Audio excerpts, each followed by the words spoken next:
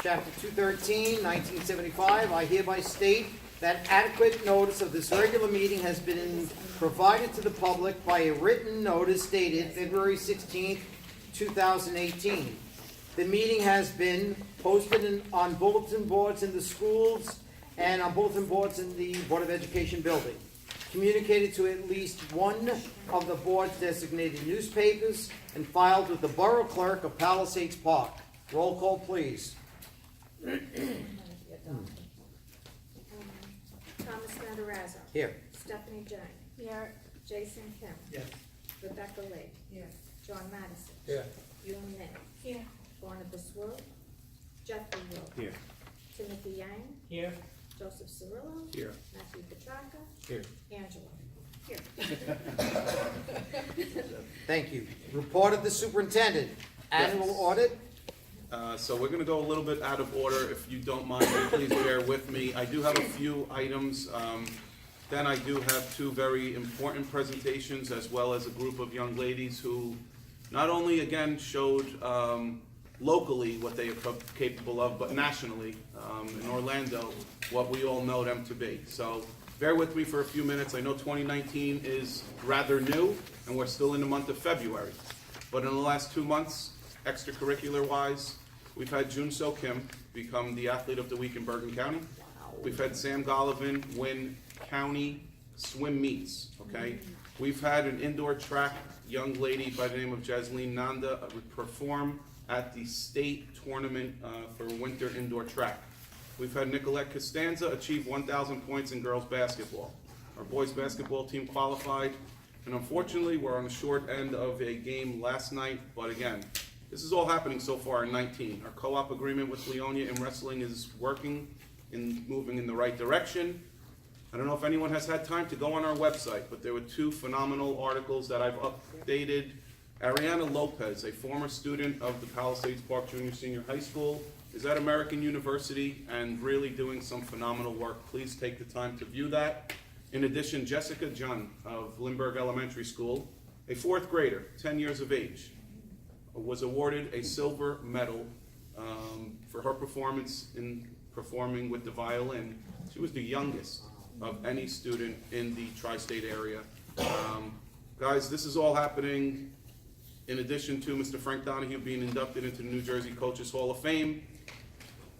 And I guess those ladies in the back of the room showing the rest of the country how lucky we are to have them in Palisades Park. So without any further ado, I'm going to ask Ms. Rachel Morgessi, our advisor of our nationally known dance team, to please come forward and speak for a few minutes.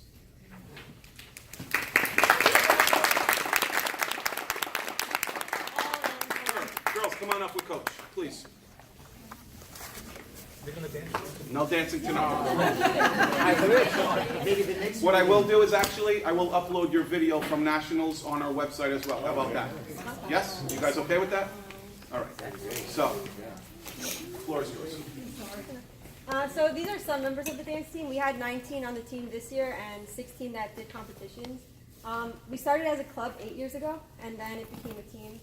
And the past 2 years, they've done phenomenally. This year, they came first place at regionals, so they were the regional champions, and became first place at most of our local competitions. And then at nationals, they came in fourth place. And there's just a 3-point deficit between first and fourth, so it was really close. Yeah, last year we came 10th, this year 4th. So hopefully next year.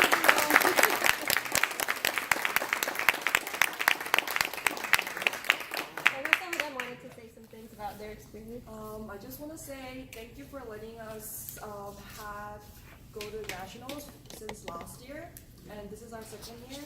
And I'm a senior right now, and I joined dance team when I was in 8th grade. So I knew how dance started from like the bottom to top right now. So I'm really happy like where I am, and I can't still believe like we brought like all those like first place trophies like this season.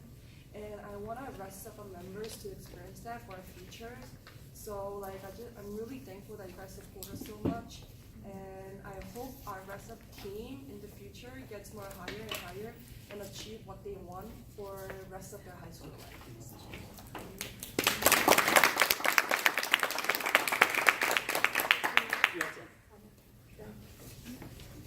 So Anyone else? Okay, so why don't we take a picture with Dr. Matarazzo? Maybe you can award him with the trophy, and we promise to give it back to you. He won't keep it. Yeah, I'm not promising that. You can't keep it. Ladies, why don't you come to the middle with the board The president? best musicality was. Best that was musicality. Out of 221 performances. Out of 221 performances, we came in first. Yeah. Is that the video that was being streamed that I watched from Orlando? Yeah. Yes? Awesome job, really. That was incredible. Thank you. Guys, if no one follows me on Twitter, I'm going to tell you I've gotten more kudos about posting our dance team, and I mean this sincerely. So I go to county superintendent meetings, and when the rest of the county is commending me on your efforts because of our dance team, you should all be proud of yourselves because we are extremely proud of you. Great job. Thank you. Come forward with the big one. Doctor, take a picture in the middle, please. Bring that closer. Just come. Come on out, come on. Okay. Okay, thank you so much. Oh, okay.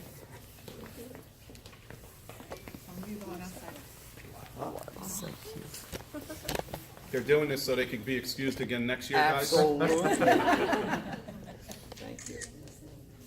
Thank you, guys. Awesome job. Well done. Great. I'll keep that. You guys keep everything. Or you know what, let's pass this along. We'll show everybody and I'll drop it off tomorrow. Okay. This, I have to give back? You can keep Oh, it no, for now if you yeah, want. that's okay. I don't want, unless you want to display it up here, I'm more than happy to. Thank you. Thank you, ladies. Leave it up here for the rest of the meeting. It's okay. I'll promise to return it.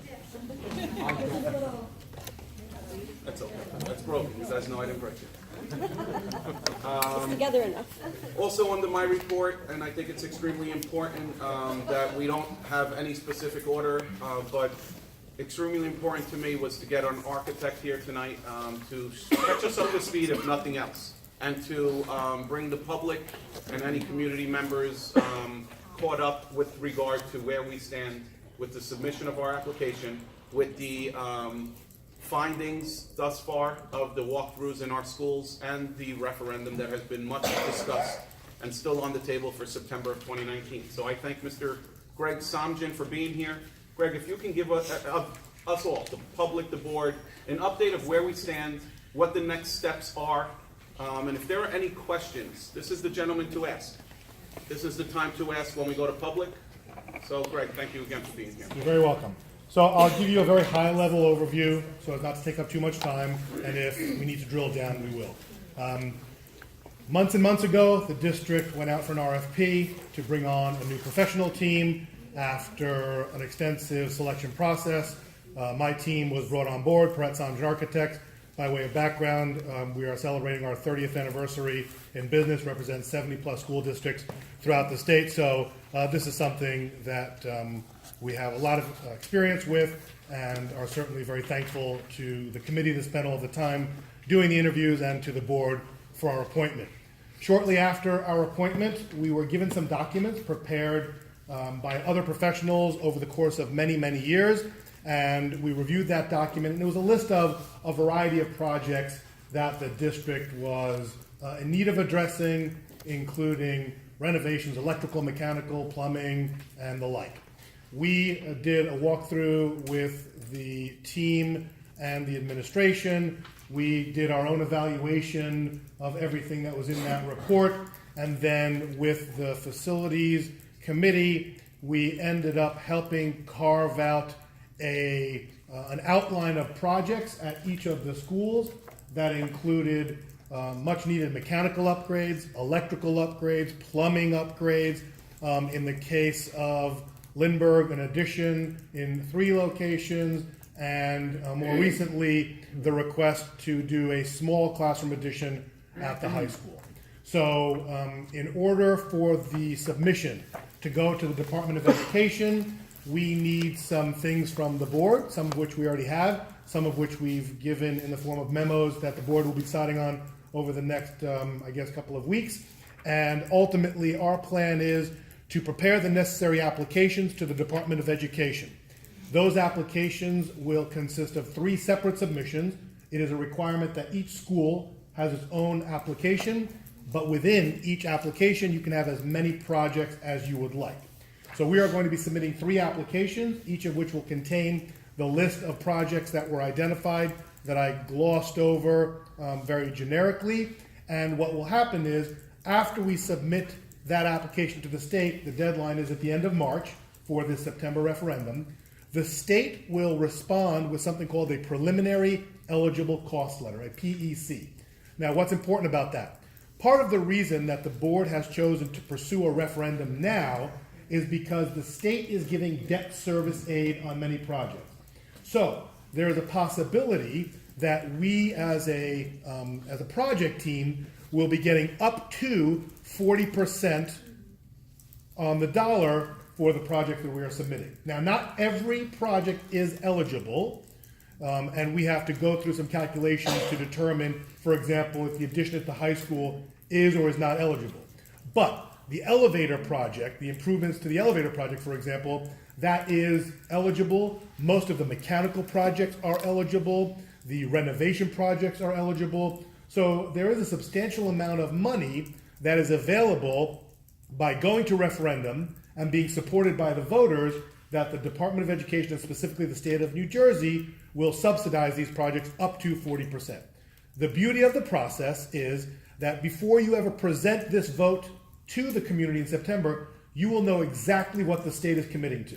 So after our submission at the end of March, they will return to us a preliminary eligible cost letter, also known as a PEC. The board will look at that. They will determine whether they agree or disagree with it. They will accept that PEC, and then what will follow is an FEC, a final eligible cost letter. That will clearly outline how much money the state is going to subsidize of the projects that we have identified, and that will be put into the question in September so that the community knows this is a unique opportunity, that the improvements that have been put off for years and years, that the district would now like to pursue, are being pursued partially because, and I commend the board for doing this, they've taken an opportunity to take advantage of a subsidy that exists at the state of New Jersey level if the referendum is voted successfully and they get the benefit of these dollars. So obviously, we're not building an indoor pool as part of this project, which one would consider is a discretionary item. What we're talking about are items that the district has recognized are needed year after year, and so when the opportunity presents itself to get that subsidized, and in this case potentially 40 cents on every dollar, I commend you for taking the opportunity to present that to the voters. There's also interest rates that are below 3%, so there's another advantage once you borrow the money, and it's similar to a house mortgage for those that aren't familiar with the referendum. You would basically borrow this money for a 15 or 20 or 25-year window. You would pay it back over time, and for every payment made on an annual basis, the state will basically pay whatever they commit to, both principal and interest. So that's the way that project works. I tried to keep it at a very high level, knowing that you have a lot of other work to do this evening, but if there's specific questions, I'm happy to address it. If there are not, I'm happy to go home. So can we, Matt, should we go into audience after the board may ask any questions? Because I do want to respect that. But before we do that, Greg, if you can just please, maybe I'll lead you in a few questions, and this was not planned in any way. It's knowledge for myself included. So for the visual learners, when, I guess, will we see potential renderings? When will we see what this project may look like at each of the 3 locations? I've seen them. I do have a timeline. We've stuck to it from the beginning. Clearly, the submission of the application will be done by the end of March. Correct. We should know back from the state approximately when? Within 2 or 3 months, they want the 6-month window, March to September, so that they can do what they need to do, and there are steps. Within 2-3 months, depending on how busy they are, you'll get your PEC letter. So for the visual learner, Yes. for someone that wants to see what they're going to vote on, for the community that has reached out to me asking the questions, when will they see what this is going to look like? June, July? I think that's reasonable. I think what we would probably target for the benefit of the community, knowing that once we get into June, July, we're in the summer and people are doing other things, I would probably target April, May for you. Excellent. Right, so that we can have something sooner to you. What'll happen is, some of these things are not very glamorous, right? So when we talk about an electrical upgrade within a school, you're talking about the electrical service from the street into the school being upgraded so that over time, if you want to add air conditioning or more computers, you have the electrical base. You're not going to see very much of anything in the way of a drawing from us because that's not a very sexy or graphically appealing project. But for the additions at the schools, what we will do is we will take some basic floor plans, we will create some renderings, and they will be photorealistic so you can see what those projects will look like. And we can also show you some images of the roof projects that we're going to do so someone can see the existing roof that you have. Because I suspect very few of the board members have ever been up on the roof, and I'm sure none of the community have been up on the roof, so they don't even understand why is a roof important to replace. So we can show you some existing images and what a new image looks like, but as it relates to the renderings, I'm confident that in April or May, what we want to do, candidly, is we need to get the approvals in place from the board. We don't want to miss the March deadline. So what I want to do is focus on getting all the paperwork that the state needs into them, and then we can focus on the presentation pieces that we can come back to board meetings, to back to school nights, in September, just before the vote, so that we can hold public sessions with you and answer any questions, clarify anything, because oftentimes there's misinformation out there as to what's happening, and we'll happily sit, answer those questions, and walk people through the various projects, because there are many of them. And finally, the impact on the taxpayers is going to be an issue. Community members want to know what they're voting for and how it will impact them. When will we have a better idea of what that number looks like? So once we finalize our budget numbers, they will go into the state application. Once the state application is submitted, we will work with your financial advisors to identify, based on the community, the average house, the ratables. They will take that dollar amount and they will, with our help, we will identify, okay, how many of our projects are eligible? Let's say 50%, 70%, 80%. We will look at 3 or 4 variations because we don't know what the state's giving us yet. We have a pretty good handle based on our experiences, but there are always those gray areas that we might still get money. So what we'll do is we'll create 3 or 4 options, right? Option 1 is, what if we only get 25% of the projects eligible for the 40%? What if half of the projects are eligible for 40%? What if 3/4 of the project? And so you'll have, okay, a best case scenario would be X dollars impact to the taxpayer, Y dollars to the impact of the taxpayer, and Z dollars. Once we get the letter back from the state, we will know definitively how much you are covering on the local share versus how much they're going to subsidize, and then your financial advisor can tweak those numbers and provide a more accurate number for the voters going into September. Thank you, Greg. Thank you, Greg. Yes, sir. But maybe you're saying too fast. It's possible. He's asking, I'm gonna ask the same question. When we will get more information in terms of how much it's gonna be affected? So- 1 month. Yeah, so by the end of March, you will have the exact number because it's going into the Department of Education application. Yeah. I believe that information has been distributed that represents our rough estimates to date. The estimates that we have provided to the board, I believe everyone's been given it? We had a few binders made, yes. Okay, so there's information distributed to the board, what our estimates are now. That does not include the most recent request to add the, I think, 4 to 6 classrooms at the high school. Correct. So we have to go back and estimate that. But there are some numbers that are reasonably accurate that have been provided already. We need to refine those to incorporate them into the application. So by the end of March, we will be coming back for signatures from the board president, the superintendent, and the BA, and those will be the final numbers that the state will making their determination on. But when we gonna know? Because I'm sure that the state will analyze our application form. Yes? And then you said about possibly 40%, up to the 40%, you're gonna get the money back, right? Yeah. So by the time we will know exactly how much money gonna be on the referendum, When will the state Yeah, determine? within 2 or 3 months. So our application goes in March, and by May, June, you will get a letter from the state that says you submitted an application for school 1, school 2, and school 3 totaling X dollars. We're going to give you X% of that, and then you'll know exactly what your local share. by the June, you will know. Approximately. If the state is less busy, we may get it sooner. If it's busier, they may take till July. But you will know well in advance of the September referendum before you even go to the voters. You will know that number. By June. June, I'm saying June, If the state's very busy with paperwork, it may be July. If they're not so busy with paperwork, it may be May. Okay, thank you. You're very welcome. We will certainly continue the dialogue with the state and let you know, because they have a lot to review. One of the things we have to do based on the addition is we have to upgrade the long-range facility plan.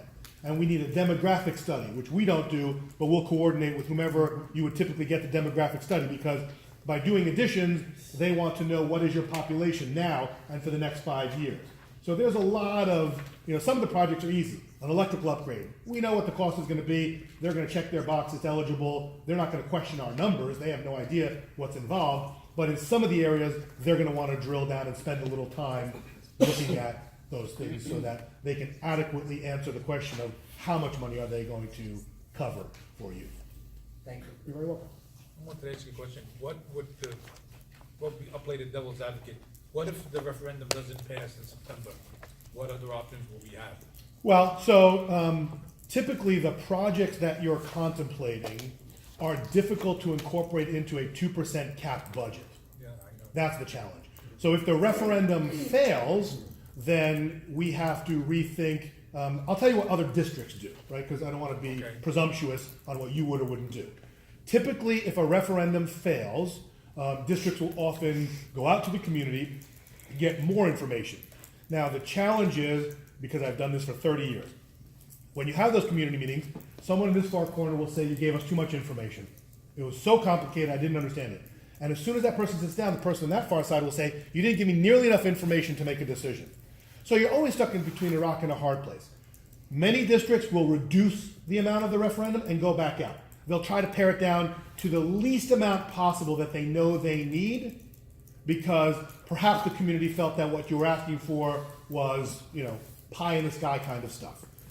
Other districts will not, depending on how close the vote was, or depending on how much of the community comes out in support or in opposition of, they might just say, okay, we're not going to do a referendum. And when members of the community come to us at the public meeting and saying, why is my bathroom falling apart at the high school, or why is the brick falling off of the school, you'll say, we tried to address it. We tried to address it with 40% cents on the dollar. All we can do now is try to put money away on an annual basis, while also trying to cover the increase of payroll, the increase of health insurance, the increase of electrical bills.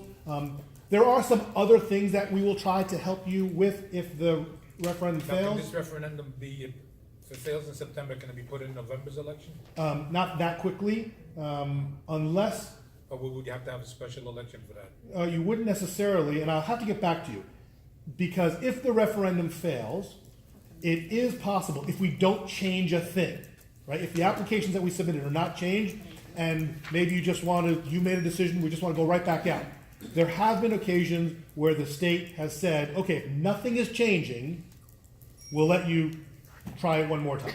Maybe it was so close that there was some miscommunication and there was a real desire to go back out. But generally speaking, I have not experienced a community that hasn't made some kind of adjustment if the referendum was unsuccessful. Now, the referendum can pass by one vote as official, right? That is correct. It's not a supermajority, so it's one vote makes the difference. How about a capital improvement section of the public budget? And could we ever put that to a vote? So you can always put to a vote to increase your budget. Correct. And typically, historically, for decades, school districts would vote in April. You would create a budget without a cap, and your voters would say, we support it or we don't support it. Historically, people didn't like that because, while many communities were supportive of it, oftentimes they would fail, and then you have a whole host of issues that you have to go through just to get your regular budget in place. Sure. So when the state changed it and gave the option to school districts to go to the November election, stay within 2% cap, and not have the community vote on it, they were mimicking what happens in the municipality side, where in New Jersey we never voted on the municipal budget. And so most districts took advantage of that, worked within the 2% cap, because it just made the process of running the school easier. But you can at any point put forth an increase in November if the referendum fails in September and you just want to increase the budget in September for the purposes of trying to fund capital projects over the next 3, 5, 10 years.